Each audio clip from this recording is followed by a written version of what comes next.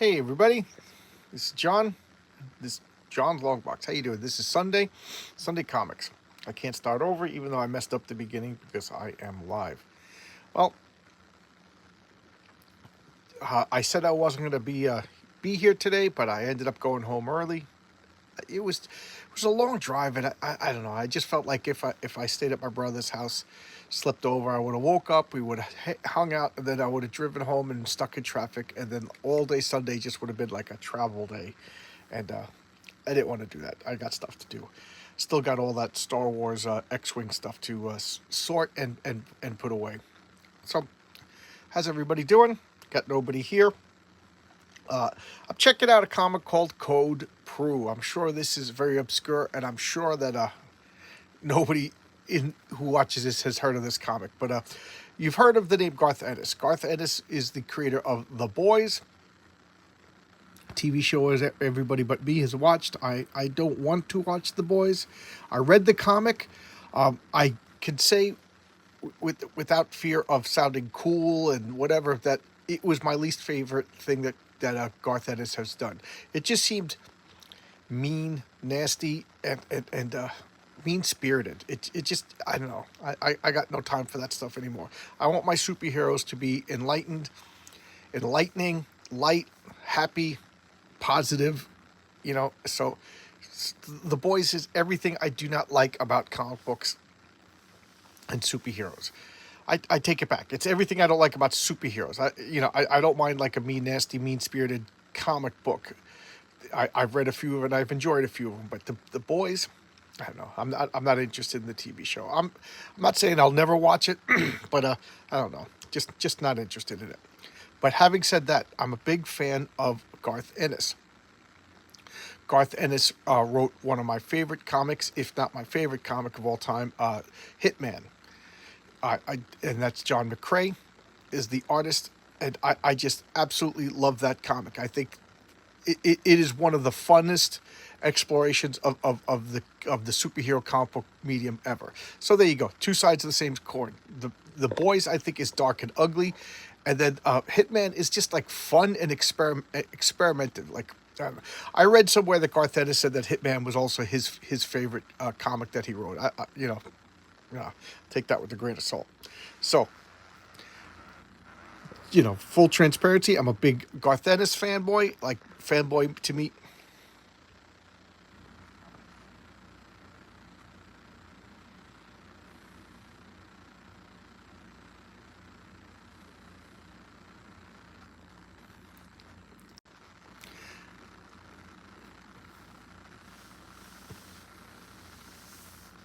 A fanboy to me is a person who's just sight unseen. You collect it. So if I see the name Garth Ennis on a comic, I get it.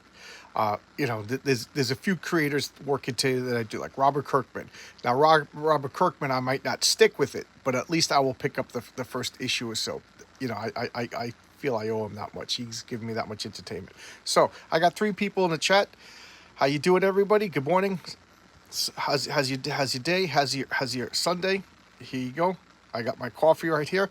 I got Tim Hortons coffee. My pot makes 3 cups, so I put 3 scoops into my coffee, and then I put one. So I put 2 scoops of Tim Hortons, 1 scoop of Cafe Bustelo. So I don't want to be zooming like I was the other day, but I feel I need a little bit of a boost. Although I slept so good at home in my own bed. All right, so let's open up Code Prue. So, what is Code Prue? First off, this is Avatar Press. So, buyer beware, viewer beware. A lot of Avatar Press comics are a little non-safe for work. So, if you're watching with your little kiddies, beware. You use discretion. Matter of fact, human beings shouldn't be reading Avatar comics. Some of them are that horrible. Yeah, so there's a few things. I see I chased somebody away. That's good. Use discretion. So, I discovered Code Prue in Cinema Purgatorio, a comic that I did not think I was going to like. It was an Alan Moore comic. Now, I'm an Alan Moore fanboy, but I have to admit this couple of things that Alan Moore did that that I don't particularly like. So when I saw the subject matter of Cinema Purgatorio, I was like, I don't know if I'm going to like this. So Cinema Purgatorio was an anthology. It had 4 or 5 stories inside of it, one of them being Code Prue. So this came out first. This is the setup, and then we go into Cinema Purgatorio. So Cinema Purgatory, like I said, it was an anthology, and the Cinema Purgatory is the afterlife. The Alan Moore story, anyway. You die, you go to the Cinema Purgatory, and you basically watch your life. And it's mostly Hollywood actors, Hollywood's, it's like Hollywood Babylon, the stories, the dark side of Hollywood. I absolutely loved it. I don't know how much of it is true. I tend to think that Alan Moore did the research and it's real, but that's besides the point. The second story was Code Prue. And that's how I found out about it. And then looking it up, I was like, oh, that was good. I found out that there was these 2 comics that are like prequels. So that's what I'm going to do for Sunday Comics. And enough ado. Hey, good morning, Genuine Comics. Good morning, Marcus. How you doing? How's everybody? Thank you for coming. I know I said I wasn't going to do this live, but I came home early last night, and I figured why not. So Code Prue.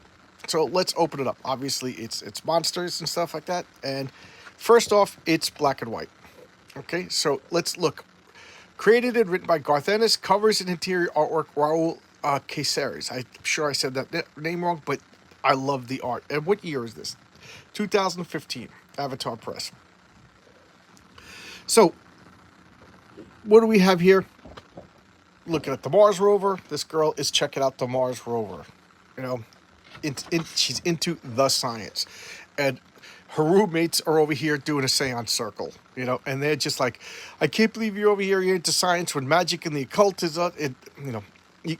I love the faces. This girl is the lead witch girl. She's haughty, she's arrogant, she's a pain in the neck. This girl is just like too enthusiastic about this. It's weird. And then she's caught in the middle. And as you'll see here, we got these 3 girls doing the Coveney stuff, and Prue is over here arguing with them, and mocking them. And she's like, how dare you mock my religion? You agree with me about the boys. That's good, Marcus. It's always nice to have somebody agree with me. If other people like it, that's fine. I feel it's the boys is like superheroes for people who don't like superheroes, or people who like, I like the good stuff. I'm edgy and cool. I went through my edgy and cool phase. I'm done with my edgy and cool phase. Alan Moore deconstructed the superheroes the best in The Watchmen. Nobody has topped that. And Garth Ennis is probably like the closest to Alan Moore in as far as like deconstructing superhero stuff. But I'm tired about it. I want to move on. That's why I didn't like Man of Steel, the Scott Snyder movie. That wasn't Superman. When you're afraid of Superman, then it's not Superman. Even the first appearance of Superman on the planet, when he lands, people like his charisma, his goodness should exude from him, and people should be inspired by him, even when they don't even know who he is. They want to know more. That's the Christopher Reeve. When Superman showed up, he saved everybody, and everybody was wanted to know him. They wanted to be his friend. That's Superman. Yep. Garth Ennis doesn't really like superheroes. That's absolutely the truth. He makes no bones about it. I got no problems with that. I can understand you don't like superheroes. And Hitman was a superhero comic book. Well, actually, he was a hitman. He was like DC's version of the Punisher, the anti-hero. And they made no bones about not liking superheroes. Like when Green Lantern showed up, they went to the bar and everybody was drinking and telling stories. And it was funny because everybody told like these realistic, real stories that Green Lantern tells like a space story, and it just didn't fit in. And then after your story, you buy around, and Green Lantern didn't have any money because he has no pockets in his costume, and they teased him, and then they picked him up and threw him out into the snow because he was drinking everybody's beer but didn't buy around. I thought that was great. But then the Superman came out, and Garth Ennis was super respectful and wrote one of the best Superman stories of all time in issue 34, one of my favorite comics, if not my favorite single issue of all time. So yes, Garth Ennis doesn't like superheroes. He likes more realistic, grounded and stuff. And so keep that in mind when you read The Boys. Like, all the superheroes are pieces of crap because Garth Ennis doesn't like it. He finds them to be ridiculous. And that, whatever. I still like Garth Ennis, but I bought The Boys, the comics, the 65 issues, out of a fanboy gushing over Garth Ennis. But I gotta say, like, there was a long period of time I just bought it, put it in a stack, and I think I read the last 20 issues in like in a binge because I just couldn't deal with it anymore. It was just too negative. And as bad as I haven't seen the TV show, I've heard stuff that goes on. The comic is even worse. So let's get back to Code Prue. So this girl, she's the head of the Coven of Three, and she's just annoyed. She's edgy. She's cool. She's whatever. She's got the tattoos, and she worships the devil. And Prue is just making fun of her. And she's like, "How dare you mock my religion?" and blah blah blah. And then this girl's like, "Can't we all just get along?" She's the peacekeeper in this group of four. She's the edgy leader of the witches, and then Prue is she's the edgy atheist girl who knows more than everybody else. Science will save us. So these two are two extremes, and then the fat girl in the middle just she to me she's the worst because she just wants to have sex with everybody, and she's using like the religion and artsiness and stuff like that just to get whoever she could get. She's kind of gross. So here we have this guy he's not named, but he's named later on, and they got this elder demon trapped up in a jail. So this is like meanwhile someplace else, and the elder demon is yelling at him, and he's mocking and then they just play Monopoly, and he's like, "I love playing Monopoly." Garth Ennis just playing around with the tropes. What's going on? We'll see. So now she's like, "Well, why don't you join that coven? We're all going to get naked." The fat girl's trying to mac on everybody. We're all going to get naked and, blah, blah, blah, blah, blah. And she's just like, "I just wish you guys would get along." And again, Code Prue her name is Prudence. Code Prue is the name of the series. And you'll see why in a little bit. But Prue is just like, she's no better. She's no better. She's arrogant. To me, the arrogant evangelical atheist is the most annoying out of all of the people. Because, if you're an evangelical, know-it-all religious person, you're annoying. Let's be realistic. But if you're the evangelical, know-it-all atheist, you're even more annoying. Because, one of the things, I'm not much of a joiner, and I'm trying to say this as respectfully as possible, but let me take a sip of coffee. Whatever you want to believe, whatever group you want to join, whatever you want to do, that's cool. That's cool. Don't bother me none. Don't bother me none. But when you start telling me that your group is better than what I'm doing, I get a little umbrage to that, and my natural reaction is to put up my force fields. So I will not join your group because you're being a jerk, even if I had inclinations. That's just my personality. I look at atheism is like you removed yourself from something. You removed yourself from a way of thinking. You removed yourself from a group, and then you took the worst part of that group and using it, but you don't have any of the good part of that group. Does that make sense? So be an atheist. You don't bother me. Fine. But then to preach and to act superior to anybody else, you're taking the worst part of religion, but you're not replacing it with anything good. And if you're a preachy religious person, I'm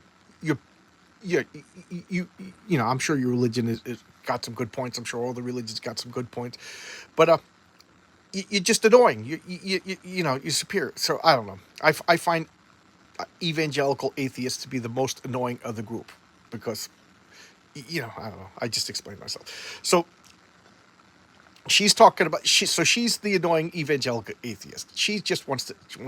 She's using religion and the occult because we could all get naked and get skyclad and worship the goddess, stuff like that. Then she's going to use the fact that you're all naked and drinking and whatever to mac on you. So she's actually the grossest of the three. And then, like I said, she's we should all just get along, whatever.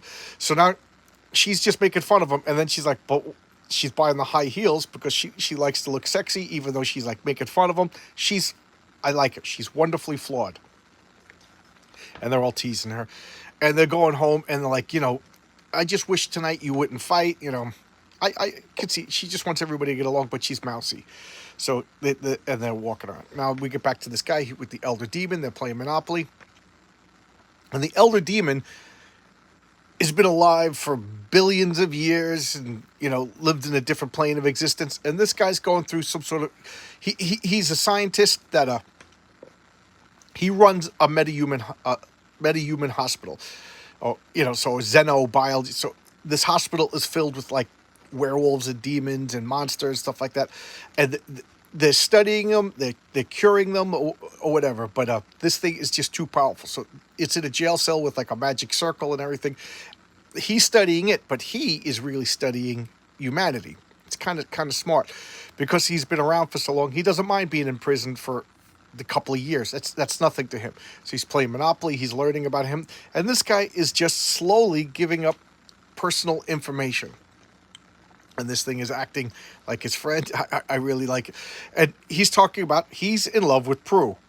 He's in love with Prue, and he's in charge of like civic. He's in charge of this hospital program, and he went to college with Prue, and he's talking about her, and the elder demon, is gathering information.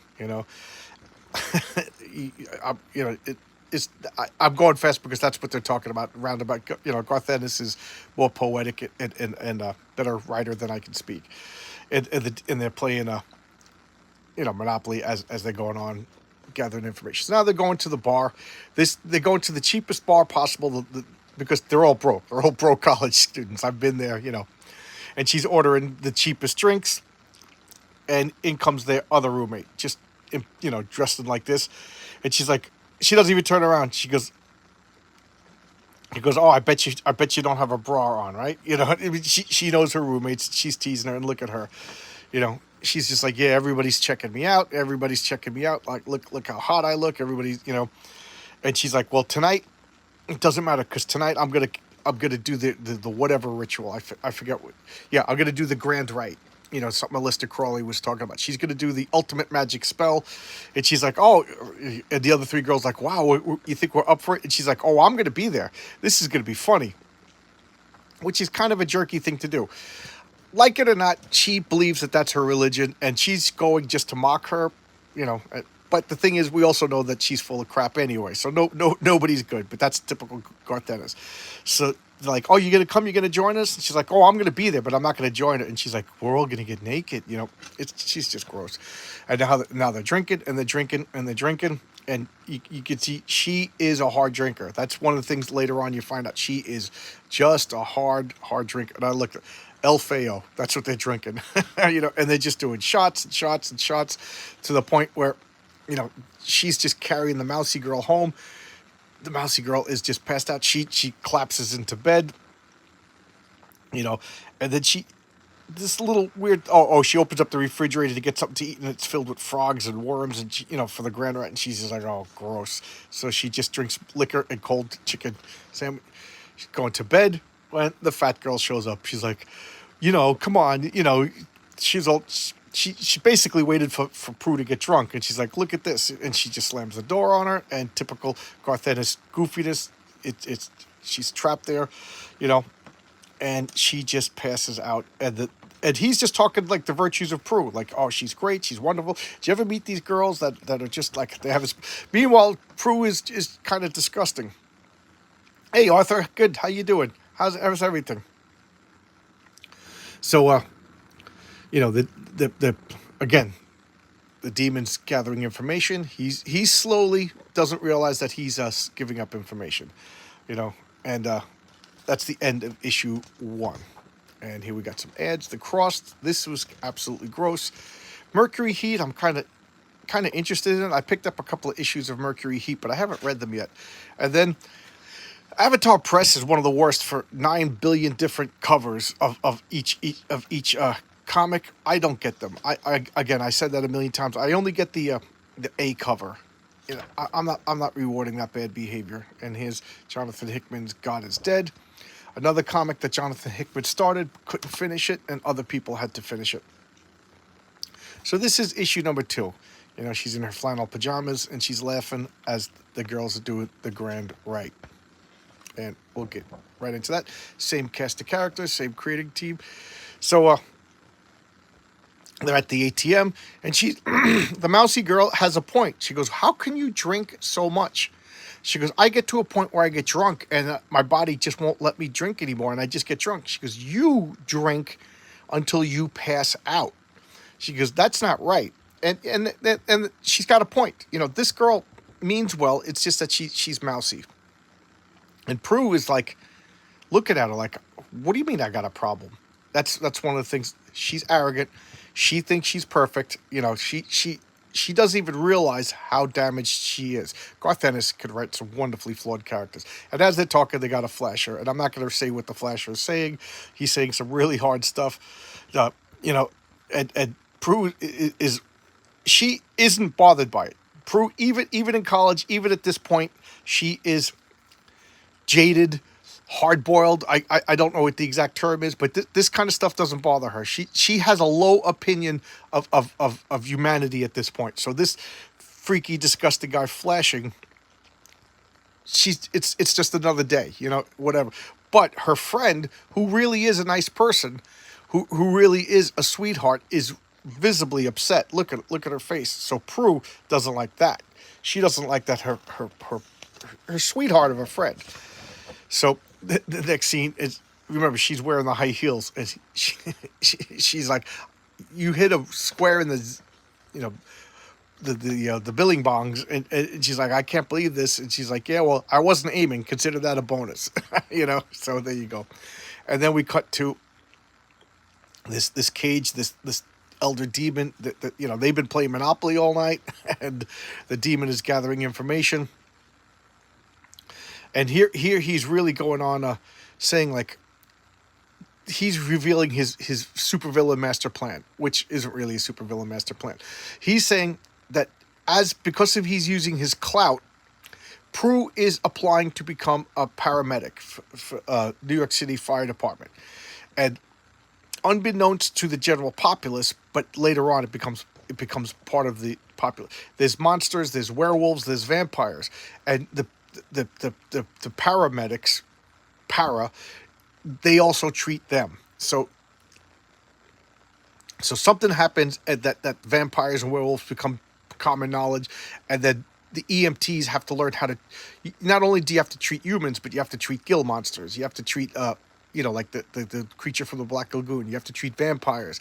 They're all citizens in this city, and he is using his influence to get Prue transferred under his command. And the demon's like, oh, I thought I was, like, mischievous. And he's starting to have second doubts. He's like, is there an afterlife? All the nasty things I've done in my life. Well, and he goes, listen, I'm another being from another dimension. Like, and you're doubting an afterlife? And he's like, yeah, but is there a heaven? Is there a hell? He goes, I could accept other dimensions. That's just science. He goes, I'm talking about, he goes, there's spirits. You've seen ghosts. They're having a heady metaphysical conversation. So here she's doing some EMT training. She's talking to her friend, the mousy girl, and bandaging her. And here's the head witch. She's just getting prepared, and she's getting carried away with the conversation.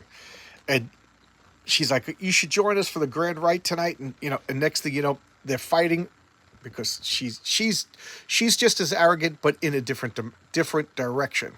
And they're like perfect mirrors. She's the supernatural arrogant person. She's the scientific atheist arrogant person. Good contra. And what does she do? She's ended up, like, smothering her friend because she got so caught up. She's like, good smart girl. You almost killed your friend, and blah blah blah blah. And the fat girl is just like, are you in? We're all gonna get naked and be gross. So now she's just getting popcorn. She's being a jerk. These three girls actually believe in this, like it or not. It's utter nonsense, but like it or not, it's their religion. And they're practicing their religion in their own home. All four of them live together, and she's mocking them. Could you imagine that? Like, you have I'm trying to think, like a Passover ceremony, and you're just sitting there, like, your roommate is making fun of you as you're having it, or you're having I'm trying to think of, like, some like a prayer meeting or something like that, or you're doing Stations of the Cross. My mother used to do the Stations of the Cross. Not Stations of the Cross. Rosary beads. Pray the rosary, and your roommate's just making fun of you. It's just nasty. You should be able to do that stuff in your privacy of your own home. And they're going about doing their nonsense, and she's just watching and mocking. And they stick the male symbol and the female symbol, and they're doing everything. And she's like, I call upon you. And then Prue starts freaking out. Knocks everything out. And they're like, oh my God. I bear a message. Here's my phone. And they realize that she's just teasing them. She's making fun of them. And she's like, that's not right. You know, I believe this is my religion.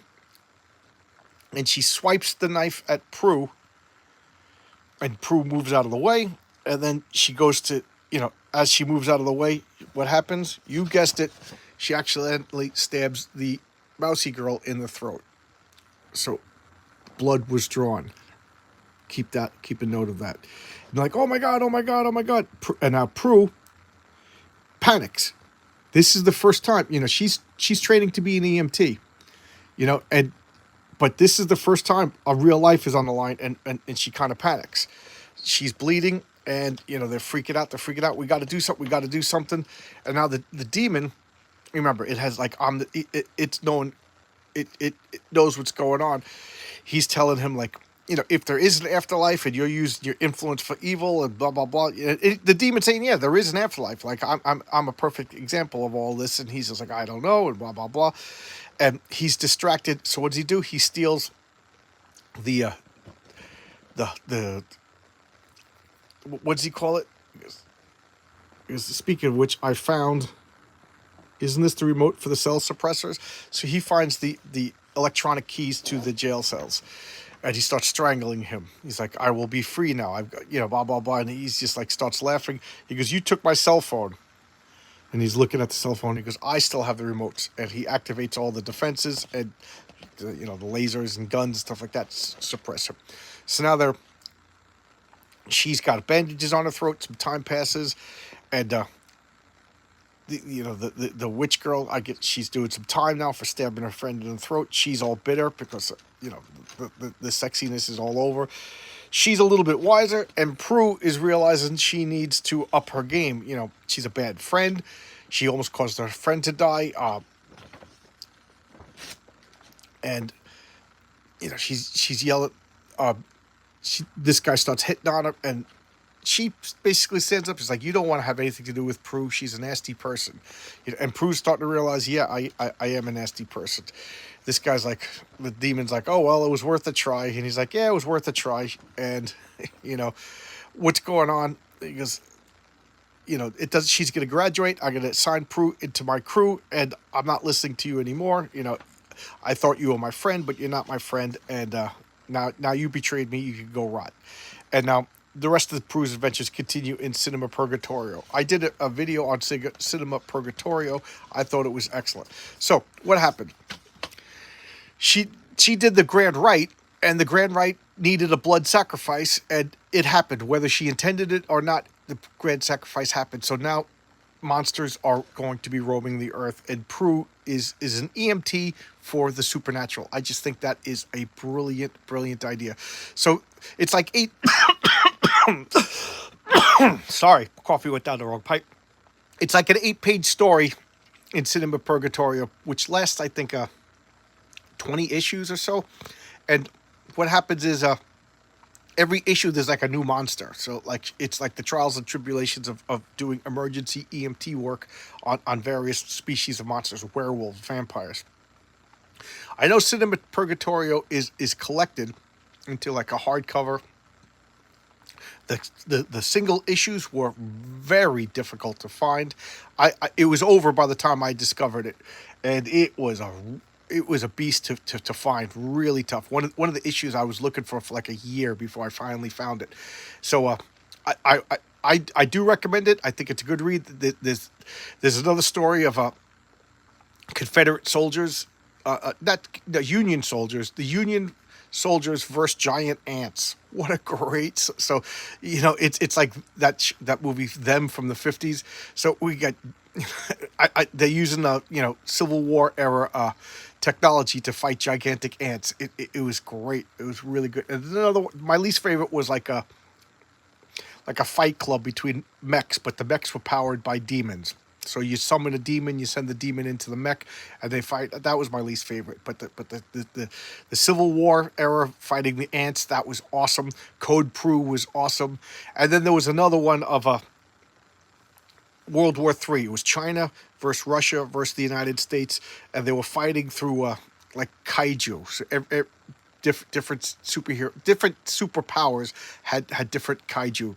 That was pretty good. It was really, really interesting. There you go. I don't know what else to say about Cinema Purgatorio. People dropping like flies. You're a better man than I for reading this comic. Not to your liking, Marcus. Again, I wouldn't. I got into this comic because I got into Cinema Purgatorio because it was written. There was five stories in the comic each month. One of them was written by Alan Moore. One of them was written by Garth Ennis. I was getting that comic. I turned out to like it a lot more than I thought. And then once I was done with Cinema Purgatorio, I discovered that Code Proof started in this comic. So this is the prequel, but this actually came out first. It was excellent. I liked it. But then again, I'm a weird person. I could, even after talking about how much I didn't like The Boys and how much I don't like deconstruction and negativity, there's something about this. Garth Ennis is a good writer. The art is outstanding. I like this because it had a unique premise. It wasn't superheroes.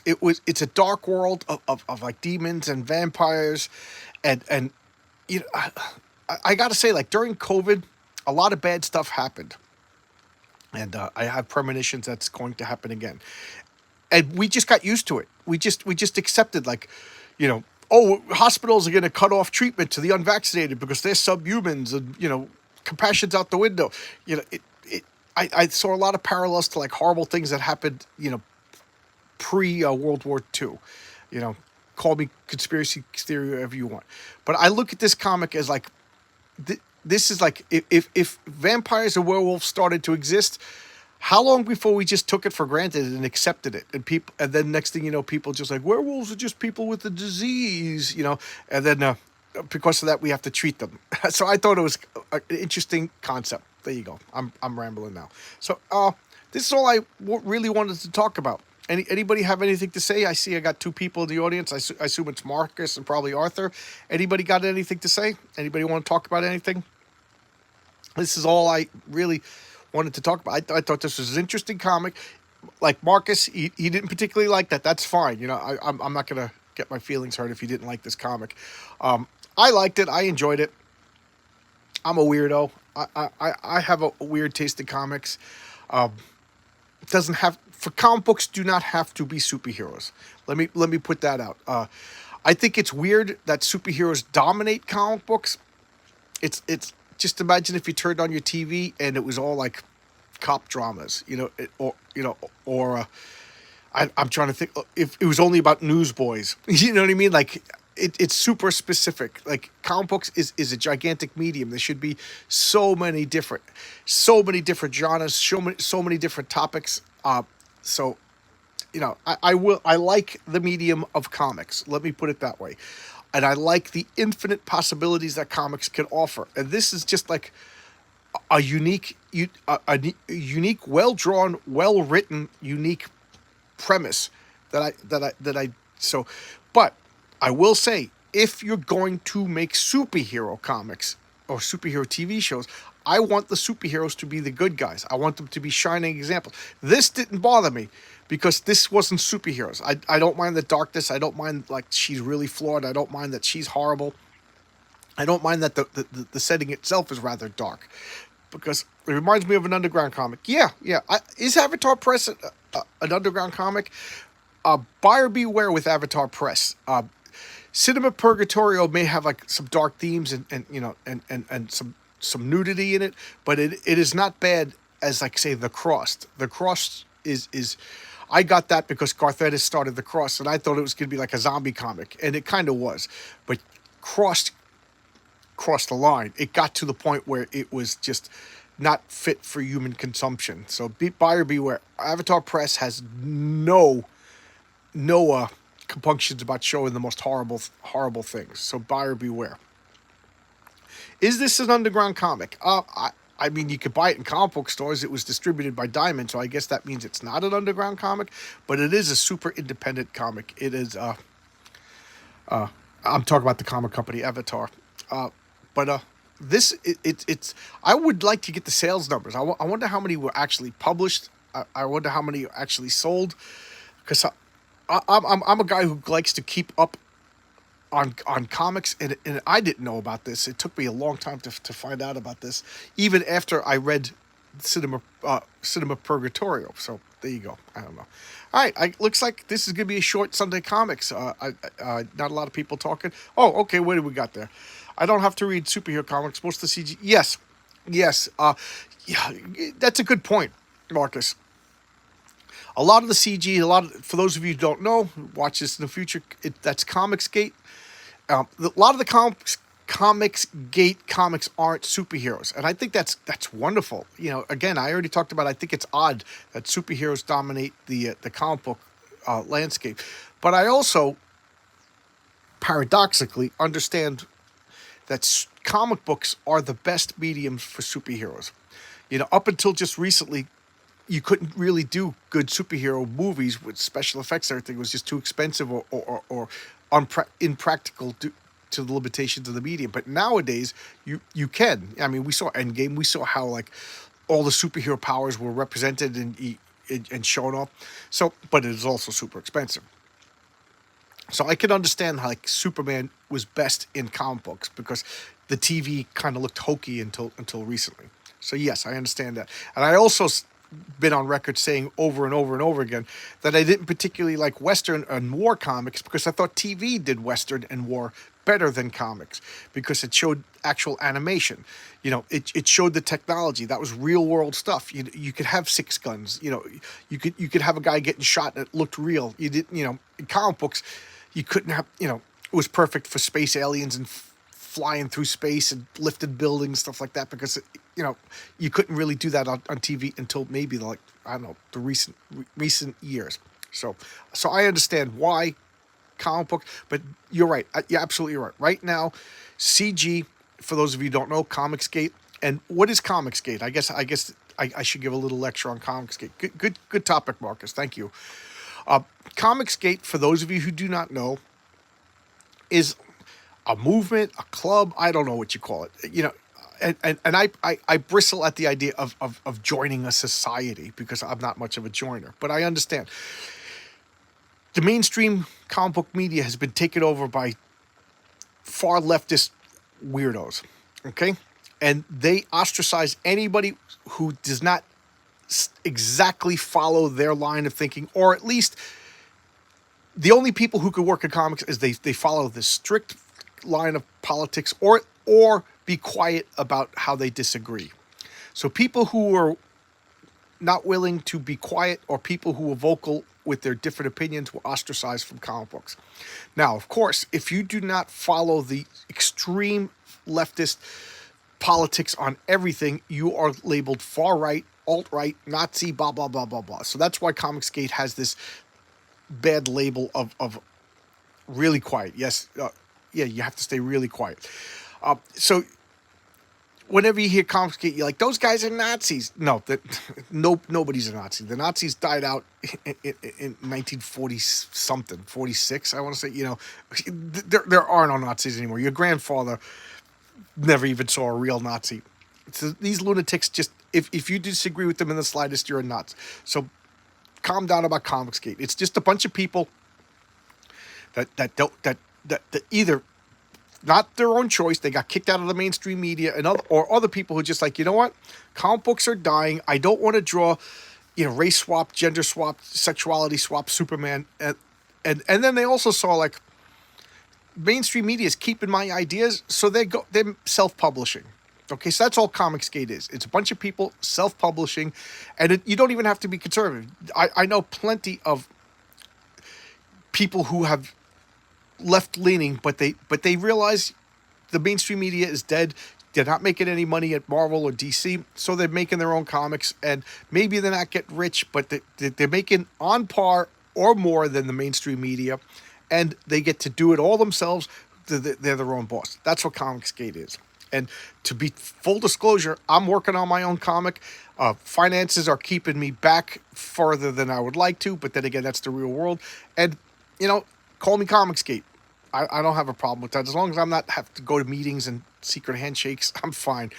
Call me whatever you want. Just buy my comic.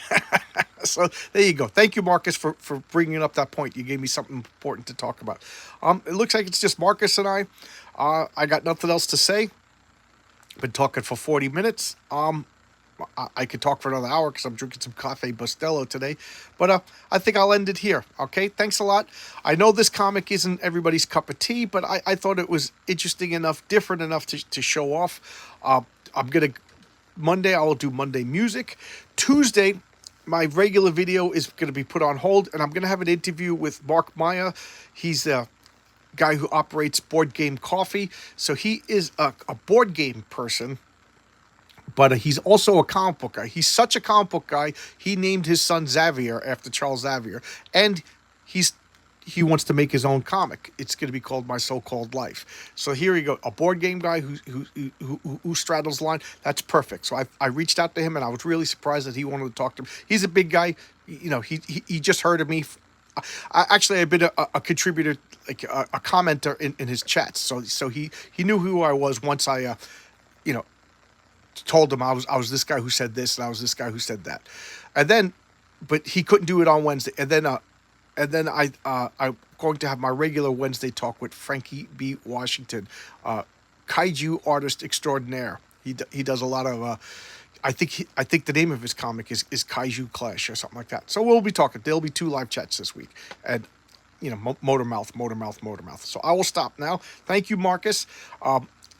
I hate asking for this, but like and subscribe. You know, the faster I can get monetized, the faster I can make a couple of bucks, the faster I can actually make a comic. Okay, that's my goal. That's always been my goal. I make no bones about it.